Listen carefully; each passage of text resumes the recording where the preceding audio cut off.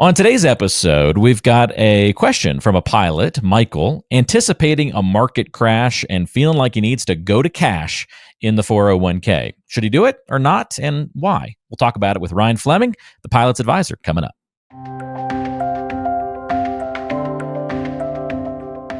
Walter Storholt back with you alongside Ryan Fleming, and we've got a great episode today. As Ryan, we're diving into this question from Michael, who I'm sure there are other people in this camp. There are other folks that are kind of concerned like Michael is right now.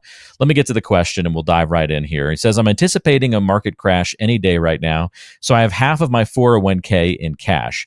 That means I have about $350,000 that's not really making any money. So I don't want to just leave it there for too long. How long should I wait before I reinvest it? And I know this is causing alarm bells to go off in your brain. Oh, Michael. Oh, Michael. Let's see. Michael is an American Airlines pilot from Dallas. All right.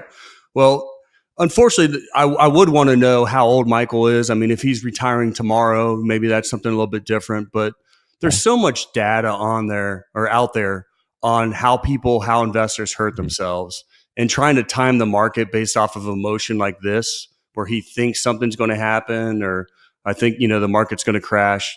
And what happens is you have to be right twice. So Michael pulled half of his money out. It's not working for him.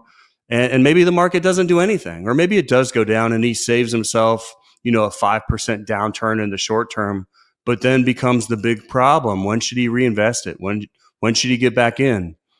Should he dollar cost average back in? Well, the reality is when you try to time the market, you have to be right twice. And that's pretty hard to do. And in most cases, when investors get themselves on the sidelines, they don't know when to get back in and they end up holding out. I know people that have been sitting on the sidelines and missed all of 2024, and we had almost a 30% increase. So it's really tough. And I don't recommend ever timing the market. I would never ask any of my clients to do that. We build out portfolios to handle the ups and downs of the market. And of course, things that go on in the market, and when markets adjust, we make adjustments inside your portfolio to take advantage of those things. But going to cash and just sitting on the sidelines is definitely not the right answer. And like I said, we see time and time again how people hurt themselves doing that. Yeah. So I really wish he had some sort of a system in place where he could be unemotional about it. Where you have some analytics that tell you long-term what to do, but anticipating a market crash, you're probably just hurting yourself. Let's say that he is a little bit closer to retirement, because you kind of said, okay, well, if you're about to retire, maybe this is a little bit different conversation. So just pull on that thread a little bit if you could. And let's say somebody is getting within a year of retirement. How does that start to change what you do as an advisor for that person? Well, absolutely. It changes things. I mean, Michael might be 30 years old, or he might be 45, and he has a long time horizon. So the time horizon for that money is way far off. So he should push the throttles up and be very, very aggressive with it and never have it sitting on the sidelines. But if Michael is retiring next month, well, then it might make a little bit of sense, because he needs some safe money assets, because as soon as he transitions into retirement, some of that money is going to be needed to produce income. So, if that money that's needed for the next 1 to 3 years, we wouldn't want it totally in the market. We'd want it in a much more conservative investment, whether that be fixed income or cash or some other thing that's guaranteed not to lose money, like some sort of an insurance policy. But we come up with a plan for that. We plan for that in our retirement income plan. Okay. So we've already thought about those things so that we don't have to liquidate a portion of his assets in a down market. So it drastically changes. I want to get something out there that many pilots think that they have to become more conservative as they get closer and closer to the 65. That's not necessarily the case. It really has a lot more to do with your time horizon for that money and not your age. For example, I have clients that serve 20 plus years in the military and they have a pension. Oh, and then they have a pension from FedEx or UPS. So the far majority of all their money, and then you add on Social Security to that, they have most of their income needs handled. And so the far majority of their 401k money, they're not pulling off of it. So that's still long-term money, which means that individual probably still has the throttles up and they're still letting their money grow.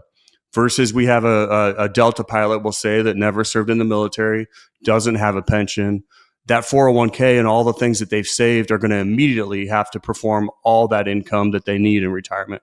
That's a totally different situation. We plan for it accordingly. So it really has to do with your time horizon and needs for the money you have saved. Attention aviators, when you've spent years in the cockpit managing the complexities of flight, isn't it time you navigated your retirement with the same precision? Introducing retirepilots.com. Right at your touchdown zone on our homepage, there's a beacon flashing, "Get my free toolkit." Click that and you'll be cleared for a direct route to Ryan's retirement toolkit, tailor-made for pilots like you. Inside, you'll find two of his important works, The Pilot's Advisor and Pilots Retire Early. Between these two books, you can decipher the 9 critical decisions when retiring before 65 and discover the 7 lessons to help pilots land safely in retirement. But that's not all. This toolkit is packed with altitude high value, including extras to get your retirement plans off the runway and light the afterburners on your 401k. Vector on over to retirepilots.com to grab your toolkit, and let's embark on this journey together.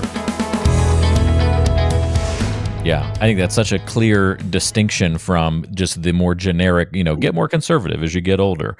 Move from stocks to bonds. Like, that advice is old and tired and doesn't apply to today's world. It's got to be a little bit more nuanced than that. And that's where you step in to help kind of connect those dots for us. I've heard you talk about before too, like just very specific examples that really drive this point home. I'm thinking of another one where somebody maybe they do have the pensions, they do have some of that additional support that's going to come through, but they want to retire early. And so they're going to use some of their, let's say, 401k dollars or some of their savings to help bridge the gap for healthcare into retirement. So for those dollars that you're going to pay for the premiums for healthcare insurance until, you get to 65 or something, we're going to put that and be more conservative with it. But everything else that's left, we're not going to need for several years. So that can stay more aggressive. And so you start breaking these things out into different pieces. And I think it's just fascinating how all that comes together. Well, and I think the environment's changing. I mean, there's so many different, we'll say products out there or technology, algorithms. I mean, this is not the same world that we lived in even 10 years ago. And I look at, there's some things that we do at the Pilot's Advisor that is drastically different from the average advisor out there. And just to give you a little taste of this, it used to be somebody would get into retirement and they would immediately go to a 60-40 model, a 60-40 asset allocation. What does that mean? Well, 60% of your money's in equities or stock, and then 40% of that's in fixed income or bonds. What does that do? Well, it actually lowers your standard deviation, and it drastically reduces the volatility in your portfolio so that you can handle, a little bit less of the up and down that you were when you're a little bit more aggressive. Well, we learned in 2022 that fixed income portion, those bonds, can still get crushed. And we learned in 2022 when inflation was going way up, what was happening to your bonds? You were getting destroyed, even in a conservative portfolio. So it really starts to make you wonder, hey, is there a better way? And one of the things that we've started doing is for that fixed income portion of somebody's portfolio, why not have it in a safe money asset that's guaranteed to never go down? You thought about that? I think it's great to bring that up, that conservative doesn't necessarily equal safe. And that's probably a common misnomer, right?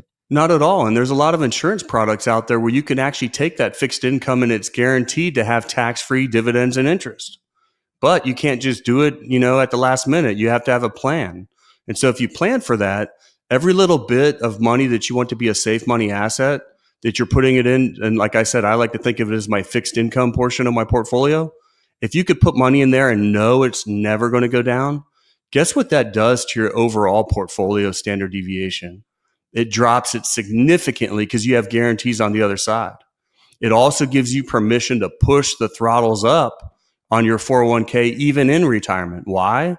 Because if you have a good year, you can pull all that income out of your 401k while it's up and things are good. And when I say 401k, I mean Roth IRA and IRA, because a lot of people will roll that out of the 401k when they retire.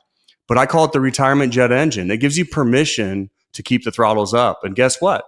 Hey, we have a down year. Maybe the market's down 10%, 15%. You're like, oh gosh, I don't want to take it from my 401k or IRA. Well, guess what? We've already built out safe money over here that we can produce income with in a down market. Now we're not liquidating your portfolio while it's down. So when we talk about a safe withdrawal rate, normally we talk about that 4%. Well, if you plan, we've created a system where you have permission now where you could easily pull 8 or 9% off your portfolio and still be safe, because we're never taking money in a down market. It's pretty wild, but just planning and building these things out, you can have so much more control in retirement. Good points across the board there, Ryan. I know a great next step for anyone who's thinking about taking more control of their retirement future, who wants to learn a little bit more about proper financial planning on the way to those retirement years, is to pick up the retirement toolkit specifically for pilots that Ryan has put together. You can get Ryan's books, get a free portfolio analysis as part of ordering that toolkit. And again, it's all free, no cost or obligation to do anything. Just a great resource for pilots who are trying to get serious about planning for retirement. You can get that by going to retirepilots.com. We've got that linked in the description of today's show as well. That's retirepilots.com. Ryan, great recap. Interesting thoughts today on that great question from Michael. We appreciate you sending that one in and hope that helps Michael and others in a similar situation. Just remember, here at the Pilot's Advisor, we're here to help you land in retirement safely. Feel free to reach out.